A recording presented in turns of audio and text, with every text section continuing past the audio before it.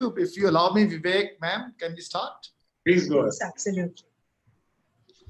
Good afternoon, everyone. Good afternoon, teachers. Good afternoon, Amita ma'am, Vivek. It's a pleasure and an honor to be here today. Welcome to Ideas That Matter, series of webinars by Shoolini University, Khosla Hills, Himachal Pradesh. The ideas behind Ideas That Matter was very simple. It was to meet each other, get into a dialogue, and inspire each other. Inspire each other because we'd love to inspire our students. Students who are there at home during COVID, and teachers need to be inspired to inspire students in between. So that's the whole idea. We've now done around 40 such webinars across the country, Vivek and I. We've touched around 30,000 teachers by now. And it's a true honor and a privilege to be part of your school's webinar. So with that, I'd love Amita ma'am to please introduce her school and speak to us for a minute. And then I'll request my very dear friend Vivek to take over. But as a quick introduction, Vivek Atray is an ExIAS officer, a TEDx speaker, a motivational speaker. But more importantly for me, as I always say, a very dear friend, and also a visiting faculty at Shoolini University. My background, as I said, my name is Atul Khosla. I'm the founder and pro-vice chancellor of Shoolini. I'm a BTech from IIT Kanpur, MBA from Jamnalal Bajaj, Mumbai, and then spent 20 years in the industry, 7 different countries, 35 different cities, multinationals like McKinsey and Company and Oliver Wyman, where I was the Indian CEO. And 7 years back, 2013, the teaching bug hit me and I decided not to make rich people richer anymore. So I'm a very proud teacher now and I love to teach. And I'm so excited to be in the company of teachers. I hope my energy exudes what I'm saying and I'm not lying. I hope you believe that I truly love to be a teacher. Over to you, Amita ma'am, before we hand it over to Vivek. So, good afternoon, and I'd like to say a very warm welcome to all my colleagues. And we are truly delighted that we have in our midst 2 such eminent personalities. And we'd like to thank Shoolini University for making this webinar possible. And what is special about this afternoon's webinar, and perhaps that sets it apart from all the series that you've been doing so far, is that we not only have teachers with us this afternoon, but we have our students from grades 11 and 12 attending this webinar as well. Because we felt that, like our teachers, it's also very important for our senior students to understand the importance of emotional intelligence. So I really don't want to take up more of this valuable time that we have with you, Vivek. And it's over to you. And we look forward to a very stimulating afternoon's discussion. So once again, thank you very much, Shoolini University, for making this possible. And we are delighted to partner with you. Indus Valley World School is a very young school in Kolkata. It's a city which has schools which are over 175 years old. As compared to those, Indus Valley World School is only 11 years old.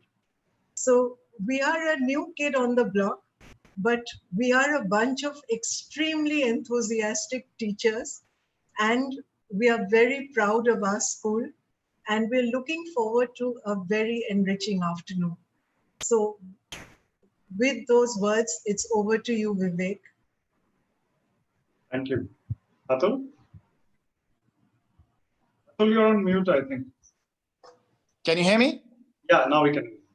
So I'm sorry, everyone. I was there's a power outage here, so I switched on to my mobile. Till I get the technology in place, Vivek, over to you. Thank you, Atul. Thank you very much. And thank you, Amita ma'am, for this introduction. And welcome. And thank you, Shoolini University, once again, the team, Shikha, Kamal, everyone else who's put together this webinar. It's great to be reaching out to Indus Valley School in Kolkata, which I believe is a new school. And I also believe that we were to have this webinar last week when you had a crisis because of the storm, and Kolkata was set back by quite a bit because of that. I'm so happy to see how resilient you are and how quickly you bounced back from that crisis. And here we are in a webinar on emotional intelligence. Also seeing that more than 200 people have already joined on Zoom. And I'm sure that many would have joined on YouTube as well. It's wonderful to see that teachers as well as students and their parents perhaps are also joining. So ma'am, let me just tell you that these webinars are basically not only to reach out and tell people about these topics, but also to make you feel and them feel good about life in general. We have been through one of the worst crises in human memory, and it is something that has shaken people up, jolted them out of their comfort zones, and made people rethink about life, etc.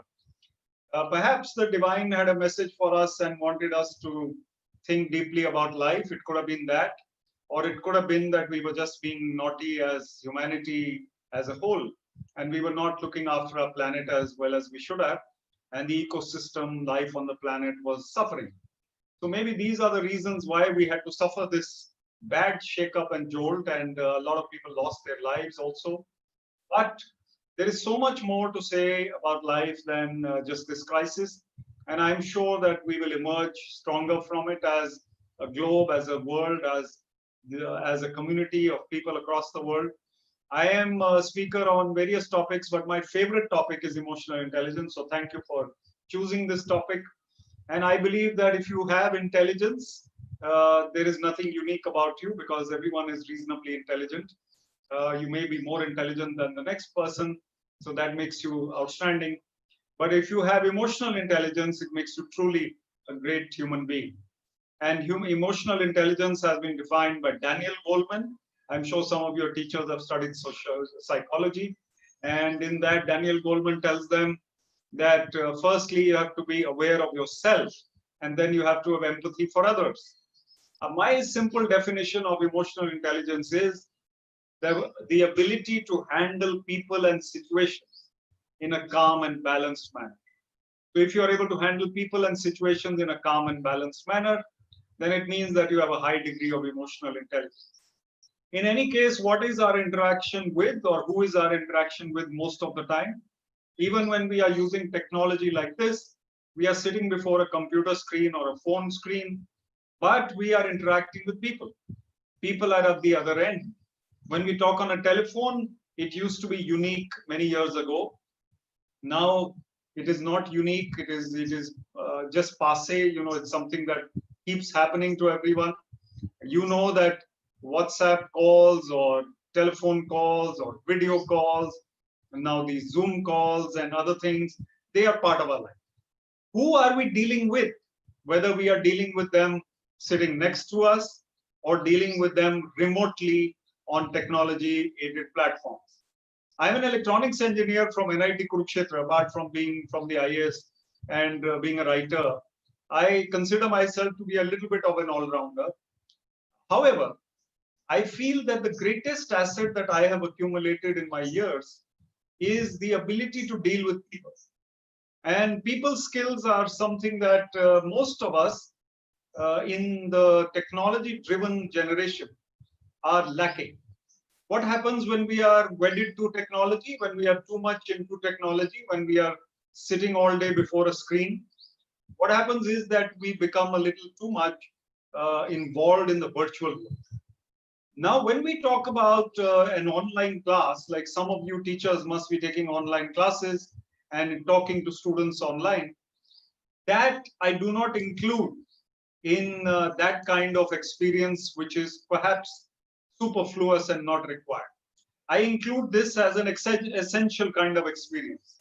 If you are teaching in the class or you're teaching online, essentially you are teaching. The methodology has changed, the medium has changed, the technology has changed, the platform has changed, but you are speaking to students. It may be that the students have parents sitting with them in the classes these days, or neighbors or cousins or whoever, which makes your task more difficult. I know that many students are here from class 11 and 12, and they know more about technology than people of our generation do. However, ultimately, it is people skills that matter. I have a firm belief Now, what are people skills and what is emotional intelligence got to do with all this? Basically, people skills are those skills which enable us to understand others, to respond and react accordingly. If I am speaking to you from Chandigarh, Atul Khosla is speaking to you from Solar. You are in Kolkata or nearby, wherever you are, and many other people may be watching this on YouTube later across India. All of us are connected by this medium. All of us are different personalities. No two personalities are the same. Twins also have some differences. My sisters are twins. They are 5 years younger than me. When they were small, they were unrecognizable from each other. Only I, as their brother, or my mom and dad, we could distinguish between the two. They are identical twins and nobody could make out one from the other. Their habits and thoughts and even dreams at times were the same. However, over time, things change. Even they adopt different habits, different lifestyles, different homes have come to them. So they have become a little different from each other. Essentially the same. However, two human beings cannot be identical. Therefore, if we are in our comfort zone, understanding only ourselves and not able to appreciate someone from a different background, then we cannot appreciate people at all. So if somebody from America or someone from a village comes to Kolkata, and let's say the American and the villager are sitting next to you and you are from Kolkata, they are sitting in your office or in your room and they are talking to you at the same time, you are hearing two different languages, two different thought processes, two different wavelengths, two different mindsets. And you have to respond in a manner which is neutral, which is appreciative of both mindsets. And you have to give some kind of feedback and some kind of response which helps both of them to understand your answer to whatever they came for. I've been in the IAS, as I said, I've been deputy commissioner, I've been SDM. I resigned from the IAS 2.5 years ago because perhaps my emotional intelligence became a little too high, or perhaps I was thinking too creatively. I wanted to be outside the government, to speak to youngsters, especially across India. So I realized when I was in the IAS that one person coming to me was a villager who had a problem in his water channel passing nearby his house. And the next person who came to me wanted to organize a Greek food festival in my area. These two individuals are extremes, extreme wavelengths, different mindsets, different thought processes. Therefore, I have to have a wide expanse of understanding in order to appreciate number one as well as number two. In order to appreciate a youngster as well as my mother-in-law, my father-in-law, or anyone else, I need to be totally an all-rounder. I need to be able to gel, as the youngsters might say, both with my age group, with younger people, as well as with older people. Then I become a complete human being. My understanding levels, my appreciation levels are different. So just let me give you an example. One example is that supposing you have to scold someone for some reason. You are an older brother, you have to scold your younger brother for something. You are a teacher, you have to scold a student for something. You are the principal, you have to scold a staff member for something. How are you going to go about it? Some people lose their cool. Some people lose control over their language, their temper, their voice, their whatever. Other people retain their calm balance while telling the other person that this was wrong. They are firm, but they are not ill-tempered. They never use uncouth language or uncivilized words. They never start shouting at top volume. Who do we actually lose our temper with normally? Normally, people we take for granted. Emotional intelligence means we don't take people for granted. We understand that when we say something, it will hurt them if we say it negatively, if we say it harshly. Emotional intelligence means when I scold someone, I don't scold them in front of their juniors, in front of their little brothers and sisters, in front of someone before whom they will feel very, very, very impacted by that scolding. If I scold someone in private, one or two people are sitting, it's okay. If I scold someone in front of 100 people, it will stay with them. So a teacher's remark to a student in class, which might humiliate that student, will stay with that student for many years. A student's remark to another student in front of friends, which is belittling that student or is unparliamentary or is putting down that student, will also stay. So emotional intelligence is for everybody. Whom to say what to, in front of whom, and how. This is the key. Whom to say what to, in front of whom, and how. This is emotional intelligence. You may be feeling something within which makes you angry at a person. This person has been irritating you a lot in school, at home, at the bus. You still retain your firmness and calmness and balance while talking to this person. What do you earn out of that? You earn respect. You earn goodwill. If you look at what is the goal of life, the goal of life is probably to earn happiness. It is not to earn money. It is not material success. It is not fame, power, and money. It is actually goodwill and respect and happiness. So if you earn happiness from within, your respect levels will be high and people will like you, love you, want to be with you, want to talk to you because of the way you are. That is something which really depends on your inner makeup. And if I look at this book lying with me, I'm going to show it to you because most of you are from Kolkata anyway, and you are familiar with Paramhansa Yogananda, the autobiography of a yogi, covered in so many languages. I love this book. I follow the teachings of Yogananda ji. I follow Kriya Yoga meditation. My wife and I meditate twice a day. I have done it this morning also. He was from Kolkata. He was from Gorpar Road, if I'm saying it correctly, in the slightly Bengali accent. His name was Mukund Lal Ghosh. I know some of you are Ghosh. I saw the name coming up. He was a world-level spiritual teacher, yogi. He said, be calmly active and actively calm. He said, carry a portable paradise within you, wherever you go. He said, everything can wait, but your search for God cannot wait. So these are examples of what he said. We'll come back to these points just after the break. Somebody is asking me to repeat the name. So this is the name, Autobiography of a Yogi by Paramahansa Yogananda. And his childhood name was Mukund Lal Ghosh. Okay, so over to Atul Khosla. Professor Khosla will show you a video. He will add some ideas on emotional intelligence. And over to you, Atul, and then I'll be back with more.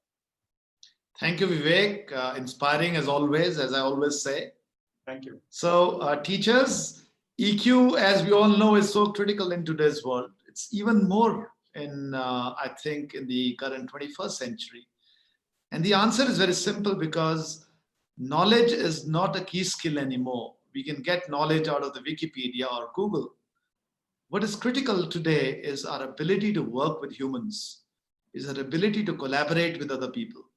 It's our ability to get ordinary people do extraordinary things. Creativity, inspiration, and leadership are extremely important traits of emotional intelligence. As teachers, I think our role is to make ordinary students extraordinary. I can talk about myself. I was very average in school. I scored 74% in my 10th and then 76% in my 12th. I yet made it to IIT, and I was the first student from Himachal to ever clear the JEE. I did it because I got some amazing inspiration from some of my teachers. And that's what happens when you give that inspiration. I always tell my faculty members that it's easy to make great students extraordinary. There's no big deal. But can you take the belly of the country and make them extraordinary? And the day you do that, India will become a great country again. I would like to bring an example of Aman, a student of ours at Shoolini right now. Aman was an average student. a difficult student, I would say, in her undergrad and masters. And magic happened in her PhD. She got some great leadership from her guide, Dr. Saurabh Kulshrestha. She collaborated with professors across the world. And we gave her the freedom to think. We gave her the freedom to be creative. And bingo, she created magic. Aman has won the Young Water Fellowship. It's a UN's fellowship. More than 1,000 researchers across the world apply for it every year. She's gone to Geneva as part of this fellowship. She's won a 25 lakh award from Tata Trust. She's actually discovered a molecule that enters water. It's a biomolecule and kills bacterial activity in water by 99.9%. You know what? She might even change the way we drink water. Who knows? She might even win the Nobel Prize. And that's what EQ can do. So I'm going to show a small video, if you allow me, Vivek, and we'll then get into the discussion.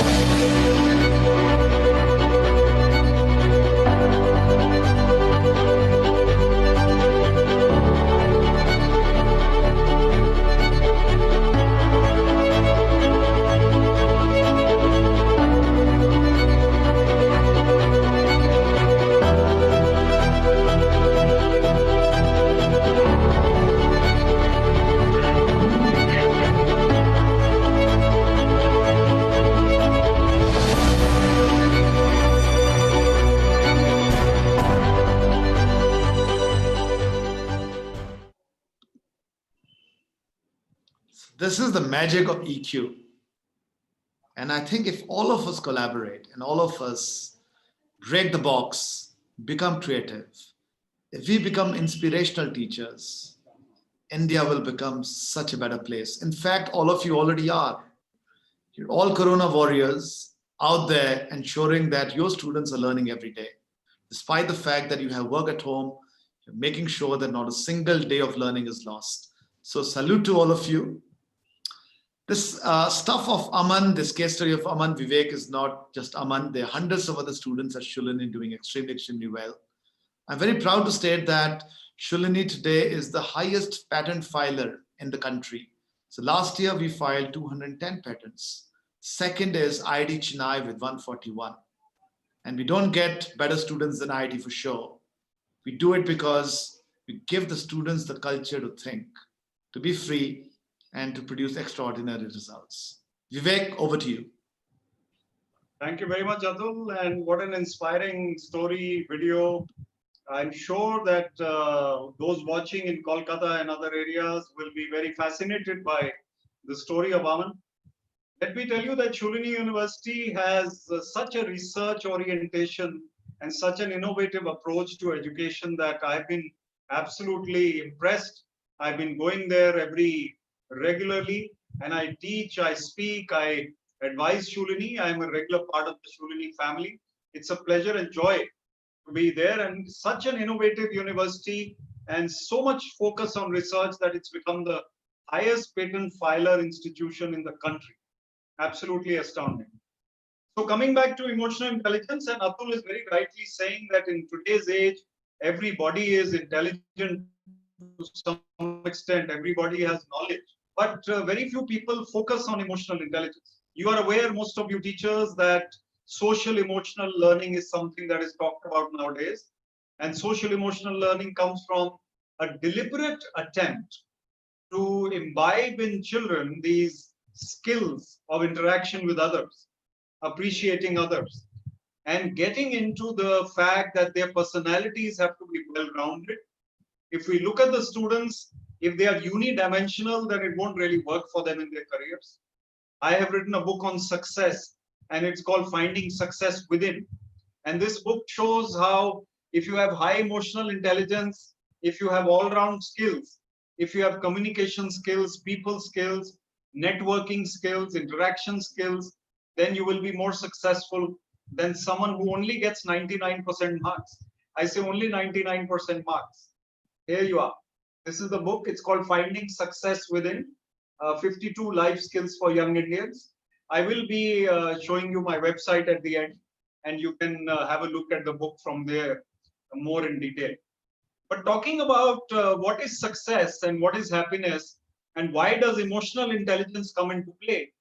If we look at our journey on this planet, whether we are teachers or students or parents, sometimes we are both parents and teachers. So what do? We have to look at it in the context of, are we actually enjoying what we are living and doing? Are we enjoying our day? Are we just doing our job for salary, or are we actually getting something out of it which is beyond salary and little things like that? Are we getting that true deep satisfaction? Sometimes our motivational levels, they dip.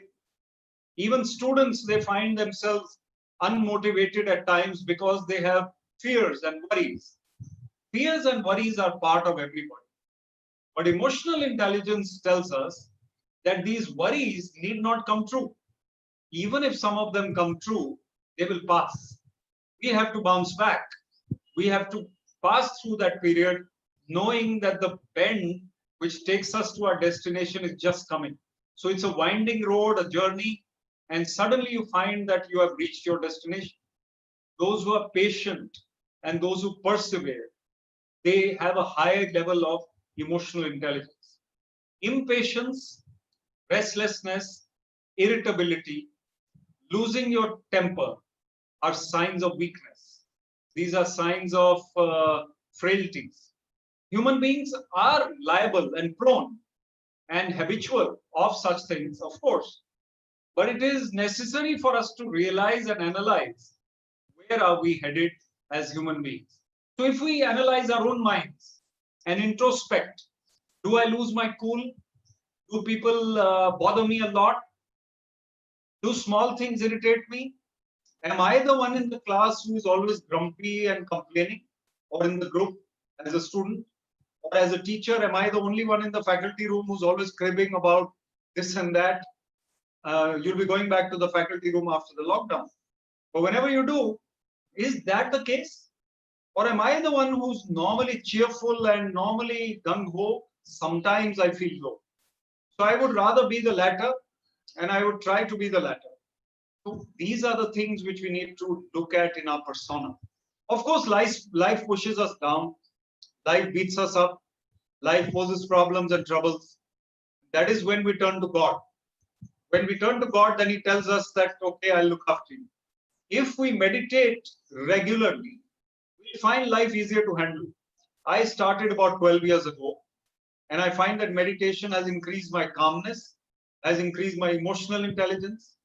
If I used to lose my temper once in a while, it is now very, very, very rare, and everybody around me is very happy about that. And it is something that I've worked on. So you have to work on yourself. You have to work on self-development. And another thing on emotional intelligence is the creativity aspect. Creativity.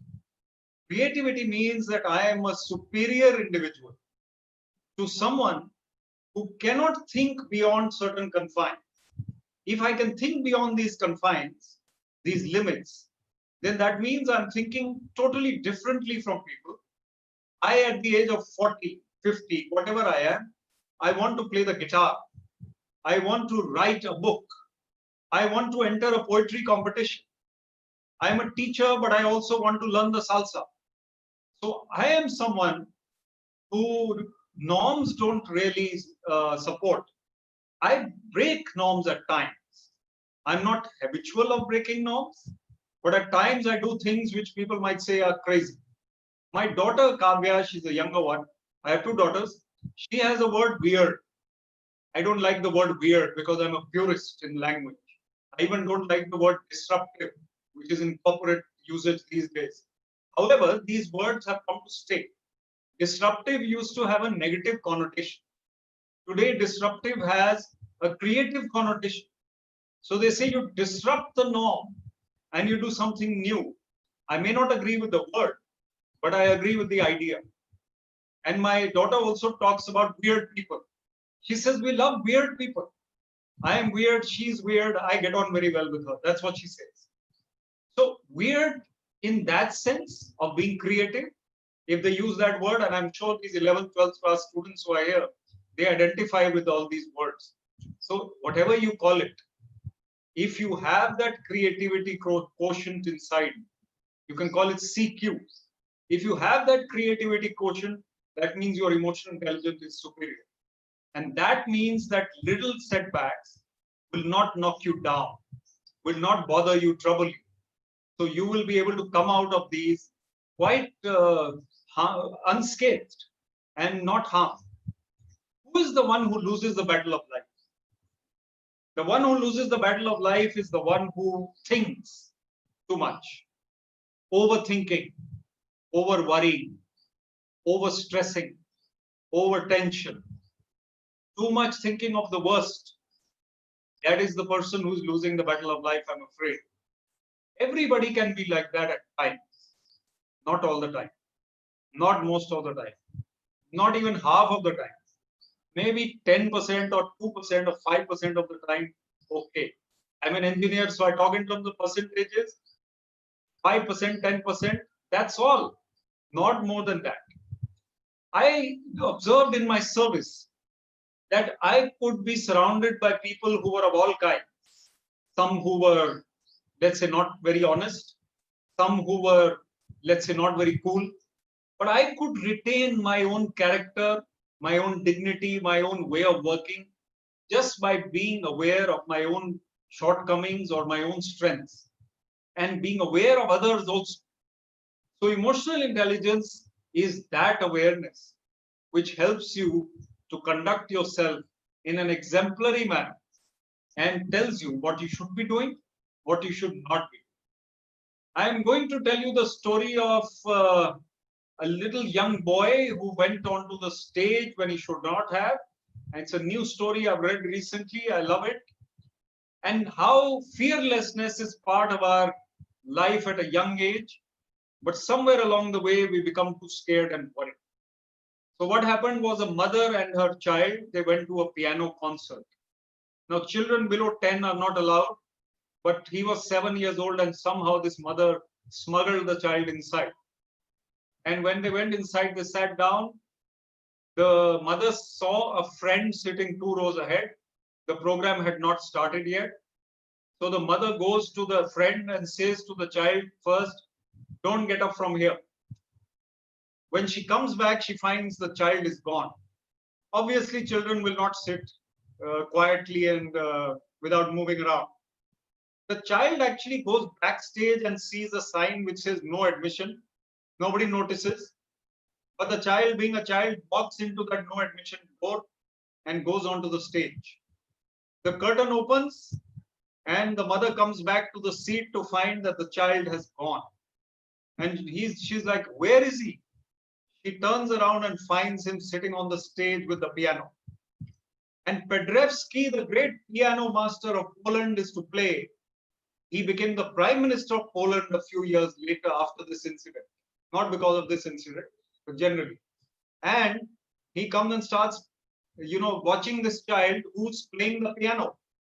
And the mother is screaming and trying to get the child down. But everybody is a little upset. The maestro, Pedrewski, he goes and sits down with the child and plays the piano, improvising with the child. A 1 hour or 2 hour concert goes on with the child and Pedrewski, who improvises just with the child's little fingers. that becomes the most talked about concert in the history of that town. And it becomes so popular, the mother becomes famous, the child becomes famous, and I'm sure that child goes on to greatness somehow. So that little bit of naughtiness, that little bit of fearlessness sometimes takes us far in life. We don't have to be rash, but a child of 7 would not have known better. He did whatever he could. Sometimes we become too scared, too fearful. So we need to have more faith, less fear. We need to have more optimism, less realism. People become too realistic. They are like, no, this cannot happen. The virus will stay for 10 years. Don't talk like that. There's no point. You are not an expert, not more than I am. So let us not talk of the worst. Let us talk of positivity. Let's spread good news. If you have bad news, keep it inside your pocket. Don't spread it. So therefore, it is very, very important for us to realize what we say, how we say it, and the manner in which we conduct ourselves. These are the things that matter in life. People respect us for what we are, not the content of what we say. It's how we are. Are we examples for the others? Are we able to lead them to the right path? Are we able to show the way just by being what we are? These are things that matter. So I'm very glad to see so many people. We're going to have Q&A in a while. I will request Professor Atul Khosla to say a few words. He has a lot of experience, Atul does.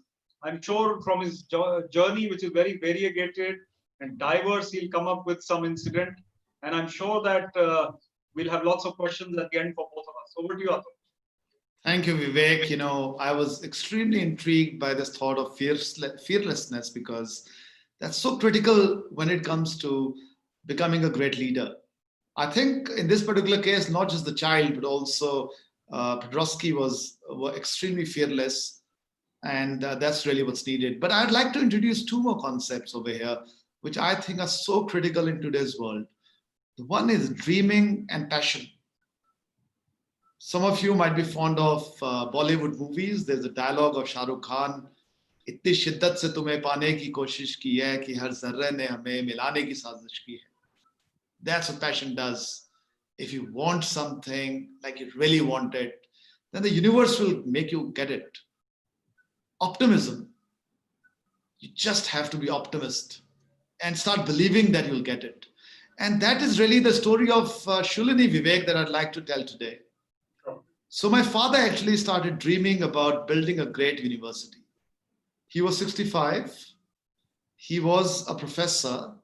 He had 20 lakhs in his pocket, and he had no political connections. I used to be in Switzerland in those days, and he gets on the phone and calls me and says, my nickname at home is Shishu. So he says, Shishu, I want to make a university that's world class.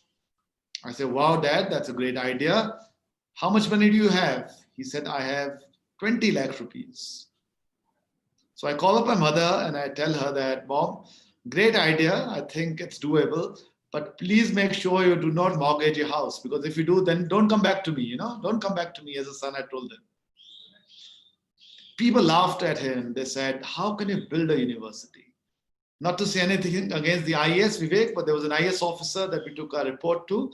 He took a report and he read it and laughed at us and said, how can you do research in a private university? And he threw it into the dustbin in front of me. In fact, he was from IIT Kanpur, and he told me that, Atul, apna time mat waste karo. Go, I'm telling you because I'm alumnus of yours, I'm a friend of yours. Don't waste your time building a university. Don't leave your corporate job. Continue with that. But I think that's what passion and optimism does. We never thought we'll ever fail, Vivek. We thought we are destined for greatness, and we built a university, and we built it the way we wanted to, with no compromises. And we're very, very lucky that we are fiercely independent. Today, as we speak and we talk about research, Vivek, we are top 3 in research in the country. We are ahead of many, many IITs and some of the best universities of the country when it comes to research and giving great careers to our students. So our passion is to build young Indians, young human beings, and build them into extraordinary citizens. That's our story. I'd love to share a small video as part of this so you all will understand what I'm talking about, students and teachers. But I wanted to leave when you think about EQ, I wanted to leave this concept of optimism and passion with all of you. I'm extremely passionate, but sometimes I go a little negative. I've never heard my father ever speak negative things. I've never heard Vivek ever speak negative things. He's always smiling, and I think when the two combine, magic also happens. So a video, and then we'll get into Q&A.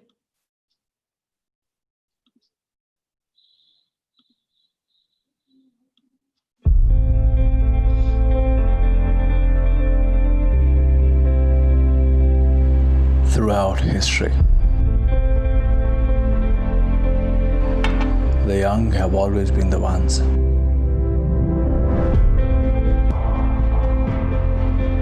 to shape the future.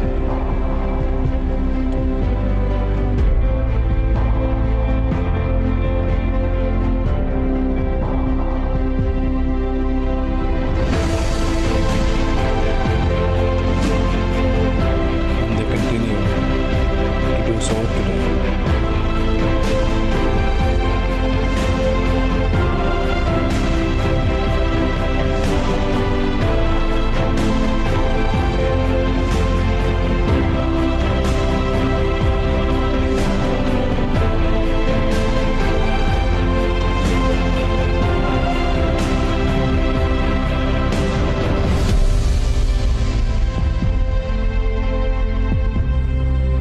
You are the country's biggest asset, our best bet to conquer the future. So what are you waiting for? Your time to dream is now. Dream of the research that can change the world.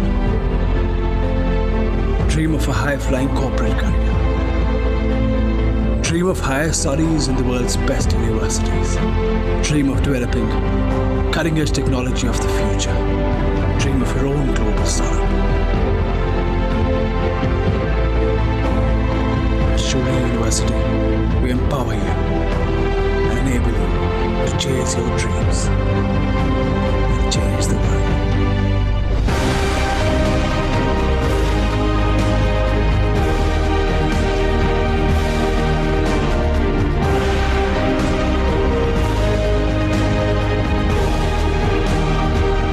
Shoolini University. Think learning, think success. So if there's students watching this webinar, if anyone tells you, students, that you can't do it, don't believe them. All of you can be super successful. And to all the teachers, it's those crazy students that you have. They're the ones who are going to make it successful. As we call it, the square pegs in the round holes. Because if you're not crazy enough to change the world, or if you're not crazy enough to think that you can change the world, you never will. And the ones who think they can are the ones who will. So do give a little bit of, I would say, encouragement to those crazy kids that you have. It's not the 99.9% kid who's really going to make you proud. It's probably going to be someone else. And that's what EQ is going to be all about for as teachers are concerned. Vivek, your last thoughts. I want 2 sentences from you, and then we get into Q&A. Sure, Atul, well said. Absolutely very inspiring to see. So my last thoughts are that firstly, we need to work on our minds. That mind, which is part of us every day, every morning, every evening, needs to be worked upon, analyzed, and assessed, and then we move forward accordingly. So we can have Q&A now. Lovely. I think as teachers, please put in your questions. You can either do it in the Q&A or chat section of the webinar. Also, comment. But before we get into the Q&A, Vivek, I have a couple of questions for you, if you allow me. Sure, Atul, please. You know, you are so empathetic. You have such amazing emotional intelligence. Were you always like this, or can you just build it over time? Can you build and learn emotional intelligence, or are you born with it? I think you're right. It is to be built up. I don't think I was always like that. I don't think I have very high emotional intelligence even now. Maybe I have reasonably high emotional intelligence. There are people I see who are calmer, more, cheerful, more balanced than I can believe. So it's absolutely very vital to keep on improving. I think you can build it up over the years. I know you have been telling me, and I've been also like that There was a time when I would lose my cool at times, not too much, but I would also maybe give up hope at times, worry a little more than I do. So nowadays that worry has reduced to a minimum. You know that in this time when we've been under lockdown, we've been having discussions. You and I have been so gung-ho about things, and this webinar series is one of the ways in which we try and make others as well, spread that, receive that air of positivity. So I think we are among the people who have reasonably high emotional intelligence, Atul, and we can be quite happy that we've come to that stage. Wonderful. My second question, Vivek, is tell us about the person who's really influenced you the most and has had the best EQ, in your opinion, anyone that you've met. Tell us the story. Yeah, so I must mention the monks of YSS here. I mean, there's no other better people that I have met. We recently had a lecture and a guided meditation led by Swami Smarnanandji of YSS. Shoolini University had hosted that lecture. And in fact, that guided meditation was followed by thousands of people. I don't know how much the number has gone up to for both those videos. It's still available. So I noticed that these monastics, when they have left their normal lives, gone into the ashram at a young age, and then they've been meditating for 40 years or 30 years or even 20 years, they have something about them which I always feel that it's something missing in us. However, they say that we are to do the battle of this life in our householder roles, in our career roles, and balance our lives with whatever meditation we can. So they admire us and we admire them. So I think those are the people that I really look up to. Wonderful. Let's go into Q&A. So Saloni ma'am, Saloni Sengupta is asking, there's a lot of current talk about using tact. Tact. So tact, I think she's talking about being tactful. Do you think that's the right thing to do, or should you just be yourself? Yeah, so being from the civil service, I must give you an example. I know for a fact that many a time, supposing I have a team of 15 people in my command, I have to get work out of them. I have to use tact in certain ways. There is somebody who is very, very capable, but not putting in his best efforts. So instead of, discouraging him and scolding him and telling him you are unable to perform, I know you could have done it, but you're careless, this, that. So you use tact by saying that, this person who is newly joined is really making rapid strides. He's doing very well. I am very happy to see the way he's working. He's your colleague, right? So this person will then realize that he's praising this new guy, and therefore I have something to learn. So tactfully, you get into his mindset or her mindset in a way that this person wants that praise as well. This is just an example of people understanding and using tact to get things done. But tact has a negative connotation also. And you must realize that trying to be too tactful could be someone who is into, to use a very strong word, into kinds of machinations, into intrigue, into, kind of being over clever. So we don't need to do that. We need to be sensible and we need to be tactful when required. I think the word I'm going to use over here, Vivek, is empathy. Yeah. If you can put yourself into the shoes of the other person, your war is won. And I'll give a small example over here. I'm extremely unorganized. I'm so disorganized that I would decide to go on a vacation pretty much in the last moment. Last 1 hour, I can pick up the car keys and say, let's go to Rajasthan for a long drive. My wife is completely the opposite. She needs to plan 3 months in advance for even going out from home. And that's where clash happens. So what do? Of course, then I wear my wife's hat. Of course, I have no other option, Vivek. I think this one, you don't have any option. But I think that's the way to do it. Put yourself into the shoes of the other person. So rather than tact, I would say, do it in a positive way. Do it in an empathetic way. And that's the next question. So Shruti Banerjee is asking, is empathy also a factor of emotional intelligence? And how do we bring empathy into e-learning? Into e-learning. Yeah. So basically, empathy is, and Atul has just mentioned empathy. So E for empathy and E for e-learning. Yes, somehow you have to appreciate and understand someone who's on the other side of the camera, whether that person is standing in front of you or is there. Whenever you speak to that person and listen to that person, you can get to know what this person's mindset, thinking, ability, creative ability, emotional intelligence level is. It's a conversation after all. And if you have empathy, you will be able to put yourself in that person's or that student's shoes. At times, you see, it could be that you're not able to hear properly on e-learning, or you are not able to position your camera properly. These are factors that need to be negated.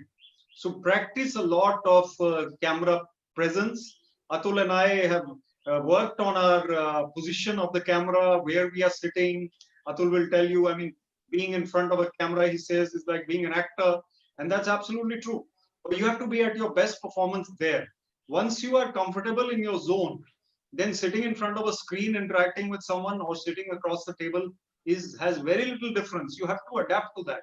And then to have empathy means to understand that person's way of thinking and bring yourself to mold your decisions and your sentences accordingly. So there's a question for me, Vivek, and we'll get into the Q&A thing in a second. I think they're two separate discussions which are happening. But I'll also request Amita ma'am to come live. If you're hearing us, Amita ma'am, we'd love to also get your opinions. So I'm being asked, can an emotional decision become a rational decision? Any example? So I would say, when you're very emotional, sometimes you can be irrational. So one of the things, especially on email, it's so very easy to, reply on email and show your emotions. So one of the things which I do, Vivek, is if I'm extremely passionate about something or very upset about something, I send my email to a draft, into the draft box rather than, send it out. It's better to sleep over your email or SMS or a WhatsApp. Sometimes your emotional mind can kill your rational mind. Doesn't mean that you should not be emotional. I think you should be emotional. You should take your decisions based on emotion, but do bring in the rational mind while balancing your emotions. So I think that's the way I'll answer it. Right. I think, I don't know whether you agree with me, Vivek, but I think sometimes I'm extremely emotional. Yeah, we should not jump to conclusions and say things out of emotion. We should, yes, sleep over them, think over them, especially when sensitive matters are concerned. And I think it's so very much easier nowadays, Amita ma'am, it's very easy to drop an SMS or a WhatsApp. I know, for young girls and guys, young kids in universities like ours, they break up on WhatsApp nowadays. So it's so easy, or they'll even fall in love on WhatsApp. So that's at least my answer. And we have Aparna ma'am asking, and probably Amita ma'am, you could answer this: how to build or enhance emotional intelligence in our daily life activities? What's the best way to do that? I really don't think there's any formula which I think we can share. But one thing which I agree with Vivek sir is, I think role models make a difference, and particularly when we are talking up to a student audience, I feel that if they look around them and if they come across role models whom they can look up to and maybe aspire to be like them, that is hugely motivating. So even if it's hard to do, at least you know that, okay, one day I want to be like that person. So that's one very important thing I feel. Secondly, I feel that, and I think I speak for myself partly over here, is that experience is the greatest teacher. Because I feel that in the process of growing up, we've all said things which we have regretted terribly later. And we've done things which we wish we had never done. And it's only when you realize, like you said, you've shot off an email or you've shot off a message in the heat of the moment, you've said something really which you would regret, and you later in life, you wish you had never said those things. With that experience, you realize that now I'm much more in control of myself. I'm much more in control of situations where I don't allow myself to be reactive. I think that experience has taught me that to a large extent. I so agree with you, ma'am. And I think there's a question which says, should you be oneself where you really lose? And this is Oppo 31, so I don't know your name, Oppo. So you're basically asking this question, should you be yourself and lose your temper at the drop of a hat, or how to deal with students or colleagues do that? I mean, I would say, you have to practice, and Vivek spoke about meditation. I have a terrible temper. I get up every day telling myself, I will not lose my temper. I am human, so sometimes I do, and some of my colleagues are there, but over the years, I've got better. So I think by being conscious of your challenges, you can also improve. That's the way I look at it.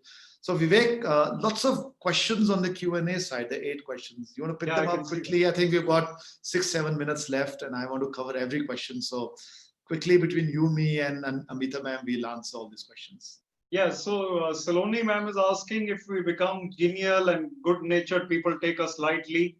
I like the spellings of Shoolini, very different. The thing is that we have to basically be firm, and we need to be determined to get things done. We cannot be taken lightly in that case. So we may be genial, we may be good-natured, good-tempered, always sweet and cheerful, but people know that this person cannot be taken lightly. That is the balance that you need to achieve. Then only you can be a leader, because when we talk of leadership, it is the ability to get things done, and that team will look up to you because you are well-mannered and good to talk to. But they know that this person means business. That balance has to be struck. And another one, Atul. Let's go to, I think, Q&A. Nivedita ma'am is asking, how do I build emotional intelligence among students? Yeah, Nivedita ma'am is asking that. Yeah. So my tip would be get into a lot of collaborative and teamwork type of activities with the students. I will encourage your students to do team sports, but definitely make sure that you give common projects. Many times teachers come back and say, if you give teamwork, only one student does the work, others, they're just followers. But I think that's the learning that they're getting, right? So I would say teamwork is one thing that they should do. I don't know, Vivek, what thoughts you have apart from that? Absolutely correct. And get them into situations where they are with unfamiliar children who are from different groups. They get into group activities, as you said, where children from different economic backgrounds, regional backgrounds could be there. That helps them in their social emotional learning also. But let me answer Ishita ma'am's question, who is saying that there may be someone who intentionally wants to intimidate us or mistreat us. It's a challenge to be emotionally intelligent to such people. Yes, so life challenges us, Ishita, and life is not a bed of roses.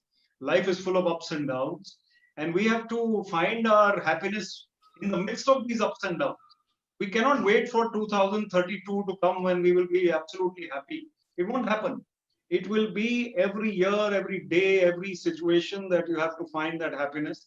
If there is someone who is unreasonable like that in your life, then it is important to try and keep your cool as far as possible, not react to smaller provocations.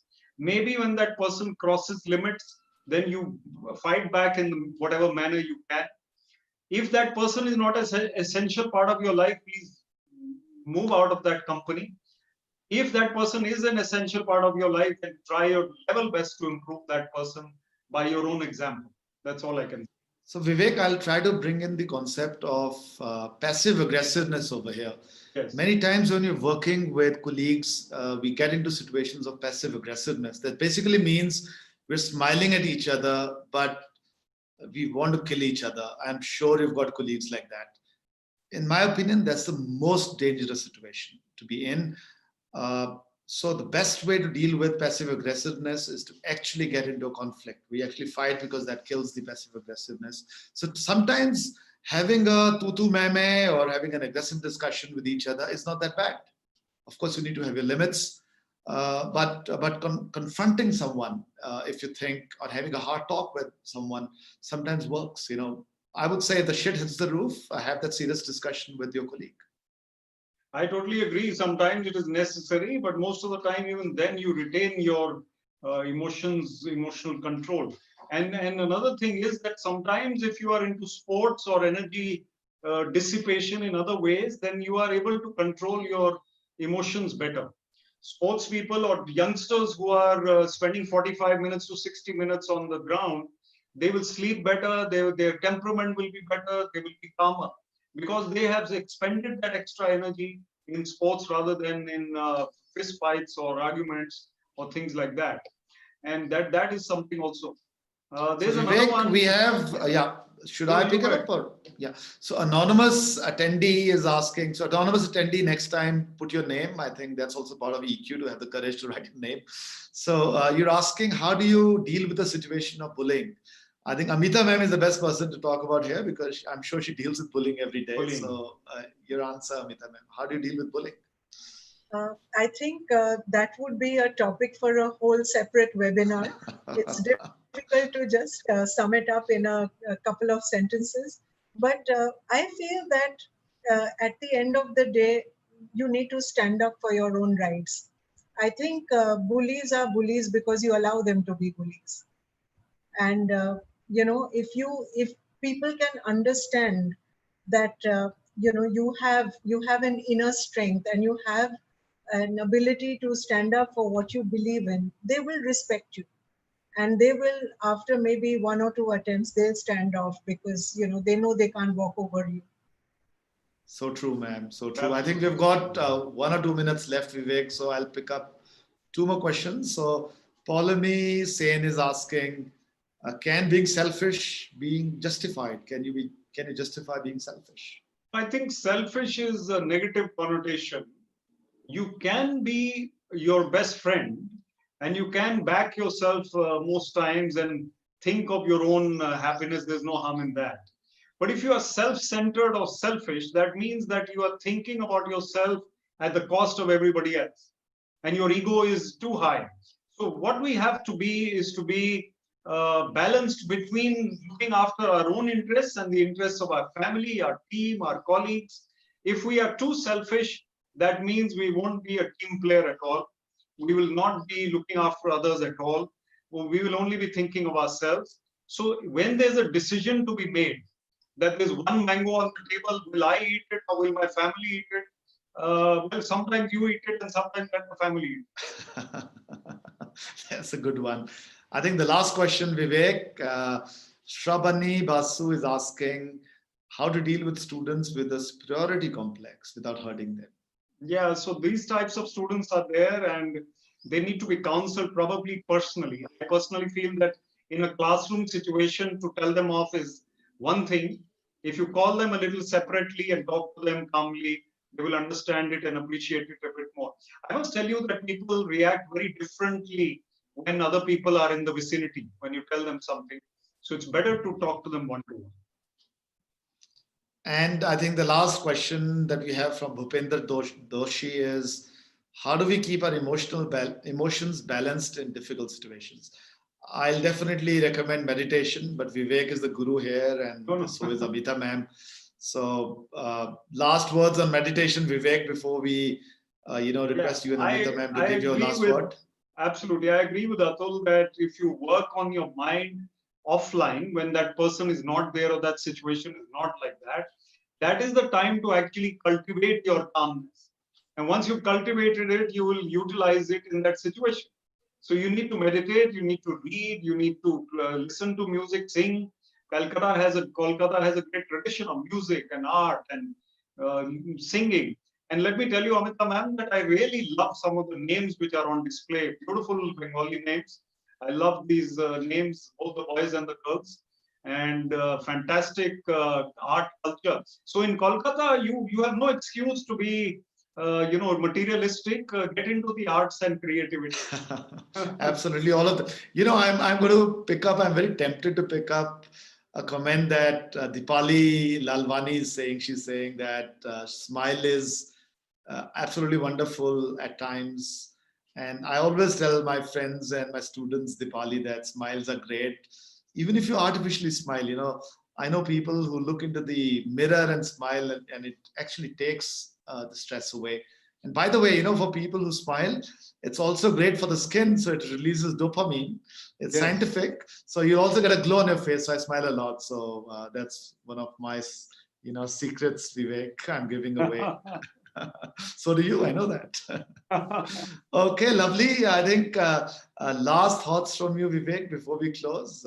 You know, Yes, anything that you would like to, as just one thing you'd like people to Yeah, remember. sure. Just the last thought, that stay connected. LinkedIn, Instagram, I'm there. Don't overdo social media, but use it for your career progression, your networking, and please read lots of books as teachers. Students who are watching, please read lots of books as well, and life will become much, much more enriching than it is now. You see Shoolini University's website, you see my website or my social media handle on Instagram, LinkedIn. Stay connected with us, and Atul and I will be very happy to hear from you. Thank you. Absolutely. Lots of questions, and we wish we could answer all. I think we've done 90%. That's one thing I've learned from Vivek, by the way, Amita ma'am, to go through every question of every person as much as possible with their individual names. People feel really good about it. So before we close, your thoughts, Amita ma'am, and just half a minute for you. So I just want to take this opportunity to express a huge thank you to Shoolini University for making this afternoon possible. I've been looking at some of the comments in the chat section, and I think that says it all. Everybody has found this to be truly enriching, very, very inspiring, and particularly in these times of lockdown when a lot of people are struggling with keeping their motivation high, keeping themselves happy. I think this afternoon session has been really rewarding. So thank you very much, Professor Khosla, and thank you very much, Vivek, for sharing your thoughts and for sparing the afternoon to be with my colleagues and with the students of Indus Valley World School. And should you ever visit Kolkata, we would be really, really delighted to host you in person in our school. Because although webinars are great, I still feel it's no substitute for a person-to-person in-life experience. So please come and visit our school, come and visit our city, and we'll be very happy to have you with us. Thank you so Amita much. ma'am, before we close, I'm a little upset. I'm upset because you called me Professor Khosla and Vivek. So I take it as an offense. But I have to also tell you, no, jokes apart, I love Bengali food. I love your Rosogollas. I've spent at least 2 years of my life in Kolkata. I used to have clients there. Willems and Megor was my client when I was in consulting. So would love to come and visit you, but you'll have to treat us to true Bengali food, which I'm sure you will. It's absolutely done. And would really love to have your teachers and students over at Shoolini. If any one of them is looking at studying science or any other area that Shoolini does, do reach out to me or go to our website. We'll be delighted to welcome lots and lots of Calcuttan students, by the way, from West Bengal are coming to Shoolini. I've always believed that the most savvy students, Vivek, are those from West Bengal. They understand the concept of return on investment and they don't go by ads and stuff like that. And it's sometimes I wonder why will anyone come all the way from Calcutta, but we've had some huge successes. So once again, thank you everyone. Would love to meet in person. Corona is going to go away, I'm sure. Vivek tells me that it's a matter of time and we will come back much happier and with much more economic activity. If you're thinking otherwise, don't believe what the press tells you. Thank you very much. Be safe. Amita ma'am, can't thank you more. Vivek, as always, very charming and inspiring. Have a great day. Thank you. Thank you all. Thank you so much.